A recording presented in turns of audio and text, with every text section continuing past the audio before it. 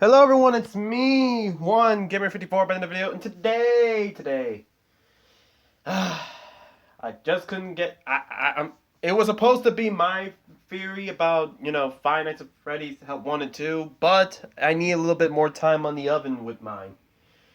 So I was like, dang, what am I supposed to do for a video for everyone, especially since New Year's is tomorrow? Luckily, MadPad released a video, and that does mean that I'm now behind. Dang it. But anyways, we're going to be reacting to the latest game theory, FNAF Help 1 and 2, Prove Us Right. I believe that's the title, or somewhere around that area. But anyways, guys, make sure you like the video, and let me down in the comments below if you enjoyed this video. Without further ado, no wasting time, let's go. Hey, Candy Cadet.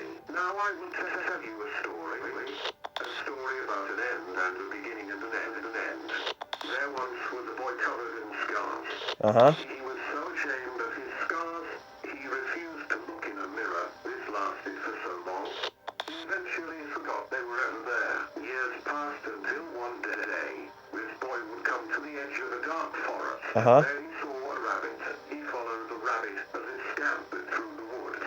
Uh-huh. He went over logs and around trees until he was eventually led to a beautiful flower. The scar-faced boy, now a grown man, plucked the flower to give to his daughter, but upon touching it, she died, for the flower was poisonous. Oh. And the man returned to the forest to play. Hello, Internet. Welcome. Okay, well that wasn't ominous at all. That wasn't dark at all, but I think this is, yeah, I know MadPad's going to talk about it. Everyone and their mamas have been talking about that. The person we're playing as is, the Bonnie bully. So let's do it. The Game Theory, the show that encourages you to be mask off. Ladies and gentlemen, it is time to conclude the year of FNAF. With Tales from the Pizzaplex books releasing every 2 months, the Ruin DLC released back in July, and the FNAF movie happening in October, It truly do be the year. Feel like the classic days of FNAF all over again, where there was a new release happening every few months. And to end the year of FNAF on an insanely high note, Steelwall decided to pull one final trick out of the Scott Cawthon playbook. They released a second game within 6 months of Ruin, the completely unexpected but very exciting sequel to FNAF VR Help Wanted. And I can tell you, they couldn't have released a more perfect game at a more perfect time. Because at a moment of peak frustration with the fan base, when Foxy Stans and Bonnie Bros had all collectively thrown up their hands in desperation, this game swooped in to deliver the answers that they so desperately needed. If the narrative of FNAF is kind of like a cracked piece of pavement constantly on the verge of crumbling into dust, this game was the cement filling in the crevices, patching up all the holes in the narrative just enough to give the whole thing a solid foundation again. Oh, At least yeah. for another couple of months. And I really do mean that. Not since FNAF 6 has there been a Freddy's game so determined to tie up loose ends and deliver answers to the lingering questions that have been piling up in the background. Basically, Help Wanted 2 single-handedly put a close on one major story arc, while also opening the door to another, a next generation. It's an ending and a beginning. Oh, all in no. one, depicting a cycle of violence that shows that you're never truly out of the woods when you're in the world of FNAF. In short, it's probably the single most important game release in the last 6 years. Wait. Hold on. Don't tell me MadPad's actually going to say it. Oh, God. I'm excited. Hold on. And where it's pointing the series moving forward. So grab your Faz wrenches and get ready to step into madness, theorists. Today, finally, we're going to see what lies behind the mask. As the game opens, we're welcomed in as a new employee of the pizzeria. Uh-huh. Fair Entertainment is offering a new on-the-job training position for a future pizza professional. And after that short intro, we're immediately thrust into a pizzeria hub world full of training minigames, all while Helpy cheers us forward from his little projector in the corner. But very quickly, one question starts to rear its ugly head. Who are we? Who are we playing as? Throughout the various mini-missions that we're presented with, one line that we hear repeated over and over again is, what makes you so special? 3 separate characters all bring it up. Moon, Baby, even Mystic Hippo. What makes you so special? What makes you so special?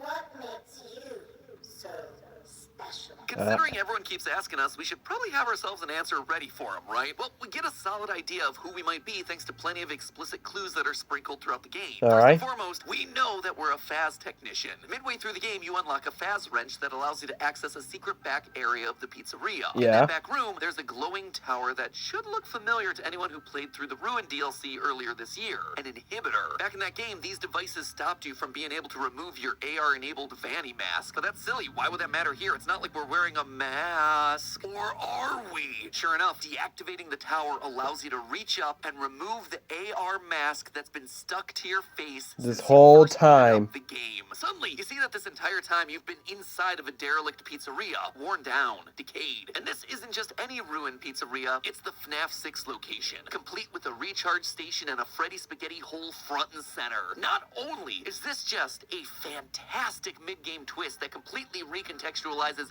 everything that you thought you knew about this game world, but it also helps confirm who we are and why we're down here. You see, us having a Vanny mask, it's weird, right? Like, who are we? Why would we have something like this in our possession? Well, it has to do with our job. In Ruin, Helpy tells us that these AR masks were worn to help technicians navigate through the destroyed Pizzaplex. Now, when I first saw that in the game, I was convinced that it was a trick just to get us to wear the mask and teach us the mechanics of this new game. But Yeah. here we are in Help Wanted 2 in a destroyed Pizzaplex wearing a Vanny mask. And right there on the wall is a poster telling staff members to make sure they remove the mask at the end of the day. It proves that what Helpy was saying, at least in this moment, wasn't a trick. The mask is in fact a real tool that's used by Fazbear technicians. For as strange of a concept as that. No, So no, our no, technician Matt for Pat the Saints, structure. this ain't We so know what you're our trying to next tell tool me. comes in the form of the Faz wrench. Midway through the game, you unlock this tool which allows you access to the back area of the pizzeria. Upon unlocking it, the Mystic Hippo Carney booth says that the key is familiar to us. Like Mr. Gumball. So we know that we're someone who's used this tool in the past. Immediately, that should bring to mind one person, Cassie's dad. Earlier this year in the Security Breach Ruin DLC, we were introduced to a young girl named Cassie, who Yes. was on a mission to rescue her friend Gregory from the destroyed remains of the derelict Pizzaplex. Along the way, she too obtains a Faz wrench and says this. A Faz wrench? It's just like my dad's. It's a pretty explicit connection there, and that's not all. In the Fazzer Blast arcade games that Help Wanted 2, we repeatedly hear the carny say this. Now, you look like you got kids. What a prize for the little one. So, we're a Faz tech who also happens to be a parent. Cassie's dad is literally the only character we know who truly fits the bill. But so Yes. what's the big deal if we're playing as Cassie's dad? It's not all that interesting. And you heard what Moon said. What makes you so special? We're special in some way. And let me just make this perfectly clear. All dads are special, okay? They have very important roles in their kids' lives. That's something that makes him very special. At least Yeah. in my book. But obviously we're talking about FNAF. Parental responsibility, not what these characters are referring to. In a theory that I posted a couple months ago, I proposed that Cassie's dad wasn't just any technician. Instead, he was none other than the Bonnie Bro from FNAF 4. Yeah. You know, the kid that wears the Bonnie mask who helps Michael torture his crying brother to death. We know from Ruin's item descriptions that Cassie's dad's favorite character was Bonnie. In that game, we were also able to collect both an old school Foxy and Bonnie mask, which was an odd detail when you consider that there were no other OG animatronic masks present like Freddy or Chica. Yeah. It seemed to be referencing the masks that both Michael Afton and Bonnie Bro were wearing on that fateful day in 1983. Yes. Those details, coupled with a few other things, led us to the whole Bonnie Bro conclusion. But now that the full game's out, it certainly seems definitive that our theory was right. Yay! Help Wanted 2 were given the chance to light fires next to the gravestones of some very familiar missing children. Light them in a Hallelujah. corner and you unlock a secret chest. A chest that contains none other than that old Bonnie mask. When you collect it, we see the text, This looks familiar. It also unlocks an achievement called Lost Luggage. This right here, this was our mask. It was one that we thought was lost to time. One worn during that horrific accident of 1983. Speaking of that date, in order to find the game's secret ending, we have to unlock 6 creepy voodoo doll plushies, each one hidden behind very explicit in-game actions. In one, you go to Sister Location's private room and type in a very specific date. I bet you can guess what it is. 1983. And that year just keeps coming up. Multiple minigames take place during Fall Fest, which, in the previous VR Games DLC, was specifically called out as being in 1983. That is why we're considered special, because we were part of that fateful day. Because by killing the crying child, we sent William on a murderous rampage. It's a memory that we, as Bonnie Bro, have tried to repress. And that's not just me speculating. We know that Bonnie Bro has been actively trying to avoid these memories based on Mystic Hippo asking us this. Do you remember? It's also why when we collect collect one of the first secret voodoo plushies, we get a trophy in-game whose description reads, Remember? retrieve a memory. Basically, by playing this game and getting these secret objects, we're forcing ourselves to confront memories that we've buried deep in our psyche. We're coming to terms with the trauma of our past. We're accepting it as something that happened that cannot be changed, only atoned for. Which then brings us to the game's endings. If you play through the game normally just by completing the various minigames Helpy tasks you with, you eventually unlock the 6 members of the Faz Force, a FNAF universe version of the Transformers, because let's face it, at this point, FNAF has literally parodied every IP known to mankind. That is kind of true. Although I was thinking more the range of, I don't know, like, they were basically copying Voltron, if you guys remember that.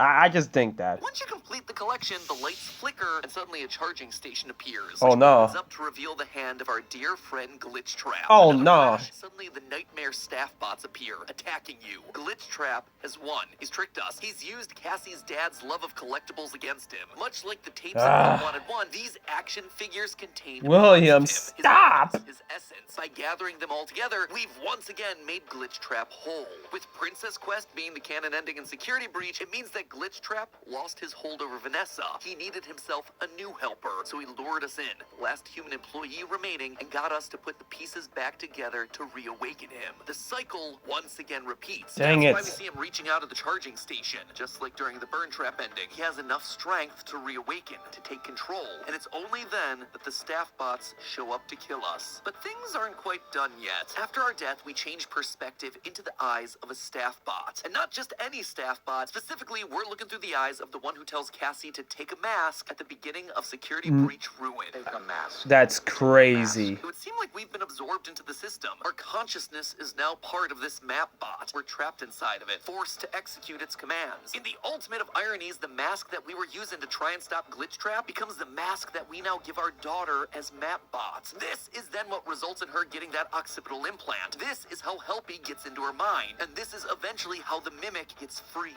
To me, the way that you get this ending, it's highly symbolic. By not accepting our past, by ignoring and repressing the scars of our past actions, by not unlocking all those memory plushies, we've passed our mistakes forward. And in the process, we managed to doom our own daughter. Bonnie Bro didn't just ruin the life of one child, he wound up ruining 2. Our actions Dang. in short, single-handedly prompted the events of ruin. But hold on, I just kind of glossed over a big detail there. We're attacked by a bunch of corrupted staff bots, and then suddenly we're in MapBot? Ow. It's kind of a big leap there, you know? Well, at first, I thought that we were just scanned into the system. The Mimic AI scanned our brains while we were wearing the Vanny mask, and boom, we're now stuck as part of the AI program running the whole Pizzaplex. Yes. But looking closer at the details, I think there's actually another explanation here. When you look at the MapBot through the Vanny mask in Ruin, it looks different from all the other staff bots that you encounter in the game. It looks more organic. You can actually see what appears to be a brain stuffed inside of its head. Wait, And then what? Every other staff bot looks under that same AR lens, and it's completely different. Why would that be, though? Well, it would appear as though our brain, or at the very least our organic matter, was stuffed inside of these robots. Oh. It's part of what's powering this particular bot. But again, I ask, why? This seems to That's- be such a random detail. Yeah. Until you remember what a computer brain would be learning from studying Afton's behavior. Afton stuffs his victims into animatronic suits. Yes. That's what he did during the missing children's incident. It's what we see Glitch Trap doing at the end of Help Wanted 1, and apparently it's what he did to Bonnie Bro. He stuffed him into MapBot here. For a while, there's been a lot of confusion about the true nature of Glitch Trap. Is it a virus? Is it Afton in the Mimic AI? Was Burn Trap the Mimic? It's largely been left unclear. But now I actually think this ending is trying to give us an answer. In the books, they make it explicitly clear that there are at least 2 mimics threatening the Pizzaplex. First, there's a physical mimic that's buried down in the basement that physically walks around and is able to kill people. Then there's the second version, a more general AI program that's eventually able to get installed to run the entirety of the Pizzaplex and is able to control and corrupt all the animatronics that work there. Is this confusing? Yeah. Yeah, it is. frustrating? Most definitely. It But is I also now angry. see what they were going for with the storyline. Remember how an AI works? You train it by feeding it situational data, and the Yes. data that goes in directly influences how it's going to behave moving forward. There's even an example of this with the Endo Daycare minigame in Help Wanted 2. You're teaching an AI program how to behave. Good data going in gives you good behavior. Bad data going in gives you chaotic behavior. In the books, we see the basement AI being trained up with a simple code. Rip off all the arms and legs of things that look humanoid. And it does this over and over again in epilogue after epilogue to each and and every one of our teenage protagonists. Yep. The data that the basement AI was trained up on was simple and it was non-specific, but like a good program, it did exactly what it was told. Ripped off all those limbs. Now compare that to the Pizzaplex AI. This was trained using a lot more data. It was told to copy the behavior of actual humans, and so it learned coded languages. It learned a wider series of gestures and behaviors. It learned how to play games and hang up clothing. It was I swear, if far more MatPat sophisticated. said what So I by think having he's two gonna different say, versions I'm of gonna the go mimic in the books, crazy. what we're really seeing are different ways that an AI can be trained up and how the behavior spins off of that. So how's that all apply to the games? Well, in Ruin, there's a key moment on the catwalks of Monty Gator Golf that show two entities working together, but also acting separately, as they're able to argue against each other. Helpy says, I took care of the situation, to which the mimic responds, With my help. they're cut from the same cloth. They both started as the mimic program, but they've evolved in different ways. And based on all of that, I suspect that the mimic Cassie runs from at the end of Ruin is a parallel for the book's basement AI, a simpler, older system that uses Gregory's voice to talk to us throughout Ruin. This one just exists and executes two simple goals: kill things and escape from the basement. But then there's the Pizzaplex AI. I suspect that this is the more sophisticated system. This is the one that's been trained up on Afton's data specifically. It's the one that embodies itself as Glitchtrap, and it's also the one that speaks to us in the form of Helpy. And we know this to be true because of not what my we boy see in Help Helpy. 1 and 2. In this one game, E2 the AI is Helpy, drawing you from betray pretty much us? every past animatronic, including characters like Scrap Baby and Lefty, which are odd pulls considering they're characters that were never put on display for the public. These were characters that only existed for the fake pizzeria made to entrap Afton in FNAF 6. So the fact that the system here knows about them means that they had to have come from Afton's mind. It's also why in the Helpy Hospital minigames, we see a kid's drawing of a burning pizza restaurant with Helpy running away. That's how Afton was able to escape and live on. His consciousness was contained within the Helpy AI, which was able to survive the FNAF 6 fire. And remind me again, who is the one that encourages us to play these minigames throughout Help 1 and 2? The minigames that lead to the collection of the Faz Force toys, which ultimately give us the bad ending? Oh yeah, it's Helpy. And not just any Helpy either. Helpy spelled with an I. That spelling detail actually matters. You see, the name of the physical animatronic Helpy, it's spelled Helpy. In Ruin, that digital neural implant Helpy is spelled Helpi. And once you know it, in the game files for Help 1 and 2, the Helpy on the projector screen is once again spelt with an I. This is Glitchtrap, the mimic program trained on Afton's William is data. desecrating He's, again, trying to put Helpy's the pieces good back name. together. And by completing his tasks and unlocking the Faz Force, you help him to succeed. He's now back in full control of the Pizzaplex, ready for Ruin, ready to create a new servant in Cassie to finish what Vanessa started. But if I've learned anything from Steel Wool, it's that you can't always trust the first ending you see. Remember that creepy plushie that we unlocked earlier? Well, there are 6 of them in total, each one unlocked via a seemingly random series of actions. Put a code into the whack-a-mole game backwards. Make a weird soda mixture only during a complete electrical shutdown of the factory. Shoot a random rocket ship during various Phaser Blast minigames until you get to FNAF 2, at which point you pop balloon recreations of the animatronics to unlock a final boss battle against a cutout of Springtrap. Like I said, these get bizarre and they get convoluted in a hurry. But the main thing you need to know about them is that by collecting them, you unlock a glitched coin that allows you to play the 4th and final version of Princess Quest's arcade cabinet. At first, it plays just like your normal Princess Quest minigame. You swing your sword, you kill the glitchy bunnies, you collect the keys. Simple. At least until it's not. You open a door and you suddenly find yourself standing next to someone playing an arcade cabinet. Next thing you know, the princess is standing there in the room with you. Are you kidding me? Oh, No, we are not kidding you. It's right there. Peeking into each other. Reach into the screen, grab your sword, and suddenly you are the princess. Who's the princess now? Hey, yo, MatPat, calm down. I spit all over I spit over the screen. Gives us the Glitchtrap plushie from Help Wanted 1. And this is where things go really off the rails. Out of nowhere, the sister location elevator appears. Hop in, and suddenly it takes us inside of a giant claw machine with a giant Vanny staring in at us. We offer up the Glitchtrap plushie, revealing the true Glitchtrap. She crushes him and then fades into darkness. Doing so unlocks a trophy named Consequences. The description reads, system threats found, repair complete. So... What? all that? Well, actually it seems pretty explicit. Glitchtrap was the system threat. By Yeah. crushing him, he's been deleted and the wider AI system's been repaired. We won! Except, is that possible? Didn't I just say that the other ending showed us the start of Ruin? For that game to exist, which we know it does, Glitchtrap has to survive here. So is this secret ending not canon then? Just a cool reveal with no substance? No, actually, I don't believe so. For the first time ever in this franchise's history, I, MatPat, believe that both endings are canon. Let me explain. I do think that we're destroying Glitch Trap in the Vanny ending, but I'm not exactly sure it's a system-wide removal. Instead, I suspect that this ending is specifically about Vanessa herself. We've known since the original Help Wanted that Vanessa, Glitch Trap, and Princess Quest have all been inextricably connected. For those of you who don't remember, the Princess Quest minigame originated back in the 2D version of Help Wanted, where they needed a game to replace the original mechanic of piecing together the missing 16 tapes from Tape Girl. Here, we watch as Vanessa, the princess, falls victim to Glitch Trap. In Security Breach, you beat Princess Quest 3, which shows Glitch Trap being defeated and Vanessa walking out of the Pizzaplex freed. And we know that's a canon ending. So the fact that we're now playing Princess Quest again tells me that we're not fighting to remove Glitch Trap from the Pizzaplex system. Instead, we're yet again fighting specifically to free Vanessa. These games have always been about Vanessa and Glitch Trap. I wouldn't expect 4 to deviate from that pattern. Even my old buddy Candy Cadet's trying to tell us that this game is about finishing Vanessa's story. Throughout Help Wanted 2, you collect coins that can then be traded to Candy Cadet for pieces of a story. His second one tells about a young woman that's been lured in by a friendly voice, only for it to have been a witch that tries to eat her. Now let me tell you a story about a young woman who, when she was little, was led into a dark forest by a witch and almost eaten. She manages to escape, but she's permanently scarred in the process. When she's older, she returns and is met by a young boy who offers to help. When she had grown, she sought revenge on the witch and entered the forest again willingly. She was greeted at the mouth of the forest by a young boy who offered to help guide her. Dang, okay, yep.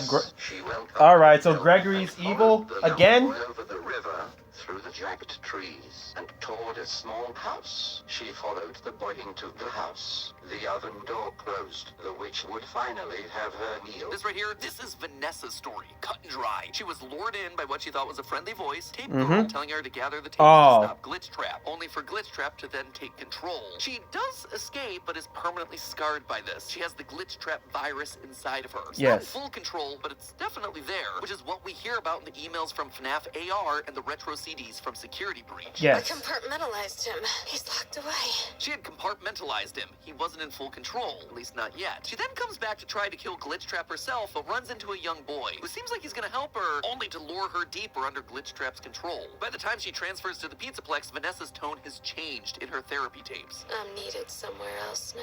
Thank you. We see the same thing in the FNAF AR emails. She's no longer in control. Glitch Trap has completely taken over, and it's all thanks to the only little boy that we know of, Gregory. Thanks to his retro CDs, we know that he was meeting a person in a bunny costume. You're talking to someone or something. Of course. What are those things? They almost look like rabbit ears. Gregory is a villain. At the very least, he was at some point in the story. Was? Clear as day. Between this Candy Cadet story, GGY, and the fact that he was clearly working with Vanny before the events of Security Breach, he is not on our side. He was the one that helped Glitch Trap to take full control of Vanessa. Aw, and you play my boy Glamrock Freddy, too. Lines of dialogue from Help Wanted 2 seem to support our conclusion here. These voice lines come directly You know from what? Vanessa. Monty, come over here.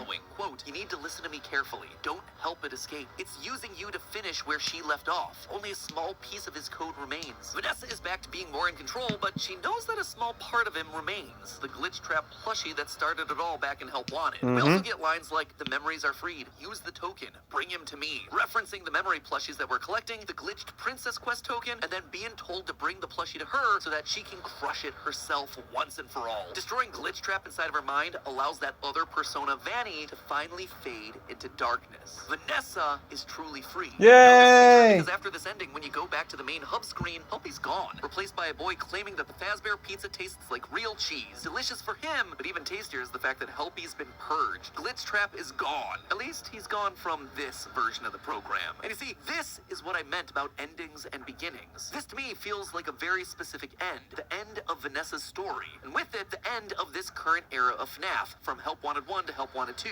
Alright, that's great. She's no longer a part of this story. Her battle's over. We saved her completely. But in closing out her story, the cycle also repeats. Oh, Again, we have no. ourselves an innocent girl, this time named Cassie, being lured in by a seemingly friendly voice, Gregory. But in reality, it's all a trap. Thanks to that occipital implant, she now has Helpy as a part of her mind. No. Just like Vanessa did with Glitch Trap. And now she's No. ask more and more frequently, again like Vanny. No. In short, it's been passed on. Cassie is just Vanessa 2.0. Ah! Vanessa and Glitch Trap, long live Cassie and the Mimic AI. At this point, the only question is, what's it truly gonna take to break this cycle once and for all? But hey, I'm gonna continue. Ah, dang it.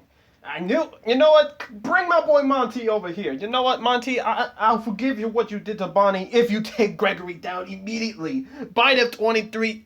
I don't know. Bite of 35. This man now. Do it. Give Gregory the bite of 83 treatment. Ah, dang it. Well, I guess it's no point in saying it. Yeah, I think Gregory is becoming evil, ain't he? Can't believe we had to help this man out. But at the same time, it's like, okay, so Gregory was a villain? So that's interesting. I guess that's interesting, to say the least. But are we ever going to figure out why did Gregory move away from Glitch Trap? I mean, like, shoot, I was a bit surprising that they didn't mention Robot this time. We're not gonna mention Robot Gregory? I don't know. I will say this video has got me to question my script, so I might have to go back and rewrite a little bit, take some new information about this.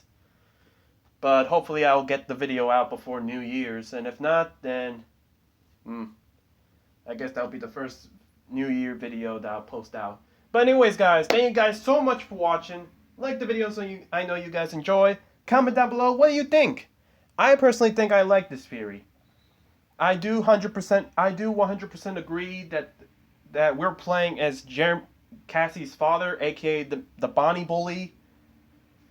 And I do kind of wish that I think it's nice that that essentially Vanessa's arc is done.